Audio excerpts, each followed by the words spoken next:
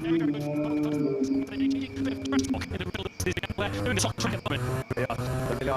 Incredible race. Incredible start to the MotoGP. We thought it was good. They brought them out 7 days ago. It feels like it's not done. It's still the remarkable thing that it's. We remind you, not that we need to, that he started this sprint down in 15th place. We kind of discounted, didn't we, before the start? And within 2 or 3 laps, he was at the front. At the moment, he looks so comfortable, so assured. Absolutely, KTM RC16 on rails at the moment for Binder. 4 laps to go.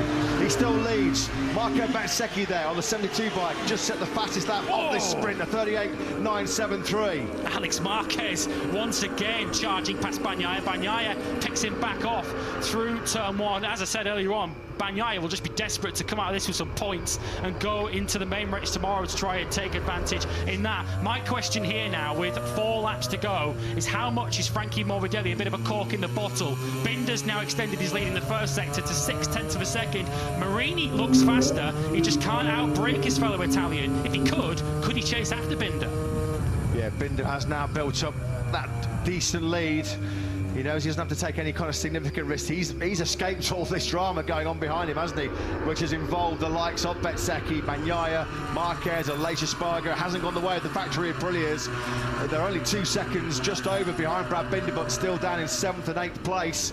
Here is Marini then. He finally gets through. He's been waiting and waiting and waiting, but he runs it a little bit hot. The Yamaha on Morbidelli is able to cut it a little bit tighter coming through turn number 7 and 8. Marini again, they start the climb up through turn number 9. He's picked the inside line, and Marini does make it back through. Marini knows he can't wait any longer. That's a crash for one of the factories. Aleix Espargaro's gone down on the approach into turn number 9. It was a dream and fairy tale here for Aprilia and Aleix Espargaro in the Grand Prix 1 year ago, but it's a nightmare in the sprint. He's down at turn 9, having started P9. Bezzecchi, that's aggressive. He picks up Morbidelli there, coming through the tight turn 13, through 14 there go.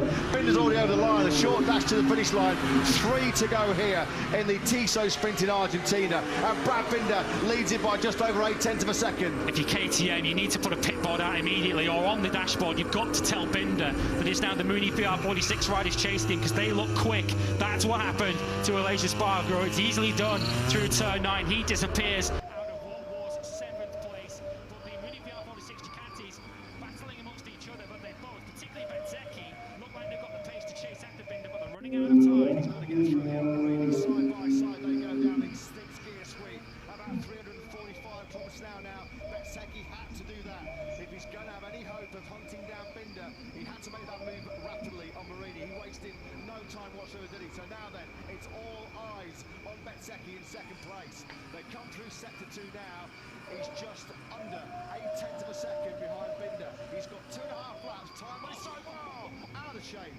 That Ducati was bucking left, it bucked right, and somehow Marco Bezzecchi was still able to make the braking marker, still make the apex and continue this pursuit of Binder. He's leaving nothing on the table, is he, Bezzecchi, in this one? 2 laps to go when they cross the line next time round, and they'll be watching through the gaps in their fingers at KTM, because this sprint began, they would never have dreamt of challenging for a victory, but Brad Binder is now just 2 laps away from it, and he's got Marco Bezzecchi chasing him down at a rate of knots. I can't believe we've only got 21 sprints this year. We want more, don't we? This has been absolutely incredible. Manic action in MotoGP here in the sprint race in Argentina. Marco Bezzecchi, having got through Marini, has got the hammer down. 1:38.777, fastest lap of the sprint so far from him. He was 4/10 quicker almost than Binder. This is very much game on here. Binder, he can't relax. This is not in his pocket as Bezzecchi continues this relentless charge. The gap down to just under 6.5 tenths. Yeah, if he keeps that up, he'll be with Brad Binder on the final lap of the race, and he is bringing Marini along with him. Marini just locked on to the rear wheel of his teammate. He's probably best to sit there for the moment and just follow his teammate up towards Brad Binder, who is so good in the first sector of this lap. He's able to eke out a little bit of time on Bezzecchi. Behind this group, Morbidelli still maintains 4th. He's got 0.6 of a second of a cushion over the Bagnaia-Marquez-Vinales battle. And Marini won't be letting Bezzecchi have this 2nd place rather fine, will he? He wants bragging rights in that Mooney VR46 Ducati garage. That's Alex Marquez cooking the barbecue, smoke pouring off that Michelin rear tyre as he now drops into the clutches of Vinales, trying to save a brilliant blushes here with Aleix Espargaro down and out at turn number 9. The very straightaway turn 9 that we're coming up to right now. Just ahead of the poleman Marquez is Pekka Bagnaia. Just checking on sector 2 where Bezzecchi was very, very strong. It's coming down. The advantage for Binder now that clipped through sector 3 is just a whisker over half a second. This final complex at the Thomas 3 Honda circuit, what they're approaching now, is just tailor-made for a last lap dive bomb into turn 13 or even 14, because you're so close to the finish line through that final corner. Bezzecchi will be thinking, final corner, I'm within striking distance, I'm launching an attack. Yeah, well, the last 2 laps, Bezzecchi's taken 7 to 8 tenths of a second. The last lap of a classic sprint here in Turmaster Rio Hondo. Is there going to be some late heartache coming the way of Brad Binder, who's been nothing short of sensational, having started 15th? He's done so much of the front running. Is he just going to be swallowed up late on by the Mooney VR46 Ducati, the latest Spargo? All he can do is look on.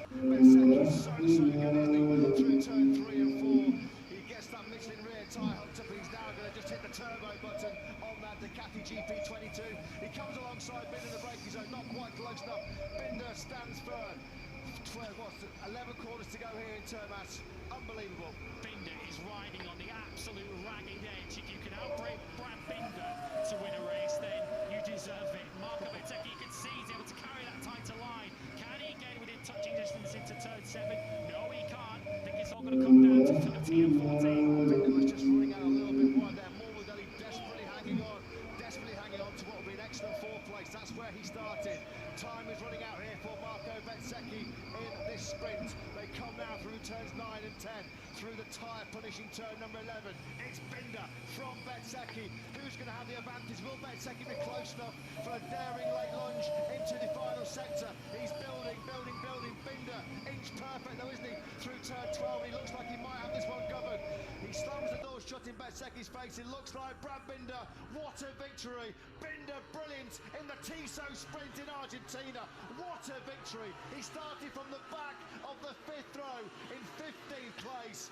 Absolute scenes in the Red Bull KTM factory racing garage.